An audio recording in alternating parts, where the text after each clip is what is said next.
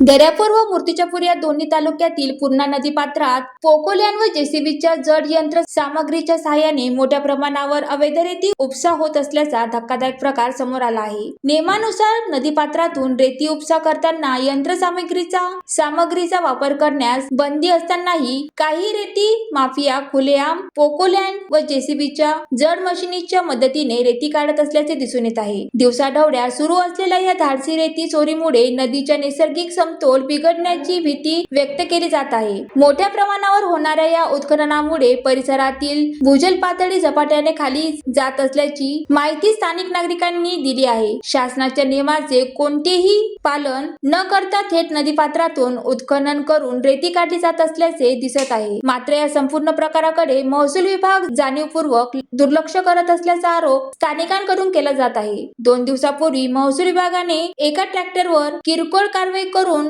आपण जागरूक असल्याचे दाखवले, मात्र प्रत्यक्षात रेती तस्करासोबत महसूल विभागाने संगनमत असल्याची चर्चा परिसरात सुरू आहे। सूत्रांच्या माहितीनुसार प्रति गाडी मागे सुमारे 400 रुपये वसुली केली जात असल्याचे सांगितले जात आहे। या रेती घाटावर हायवासारखी मोठी जड वाहने उभी राहून रेतीची वाहतूक करत आहेत। याशिवाय दररोज अनेक ट्रॅक्टर बिना रॉयल्टी रेतीची वाहतूक करत असल्याचेही समोर आले आहे। तरी देखील या प्रकरणावर महसूल किंवा पोलीस प्रशासनाकडून ठोस कारवाई होताना दिसत नसल्याने नागरिकांमध्ये संताप व्यक्त होत आहे। सूत्रांनी दिलेल्या माहितीनुसार तहसील कार्यालयातील एका कर्मचाऱ्याद्वारे या घाटावरून जाणाऱ्या प्रत्येक वाहनाकडून सुमारे 400 रुपये घेतले जात असल्याची चर्चा आहे। त्यामुळे अवैध रेती वाहतुकीवर कारवाई होत नसल्याचा संशय व्यक्त केला जात आहे। विशेष म्हणजे पूर्णा नदीवर बॅरेज बांधकाम झाल्यामुळे नदीपात्रात मोठ्या प्रमाणावर पाणीसाठा असतो हे माहिती असतानाही अशा घाटाचा लिलाव कसा करण्यात आला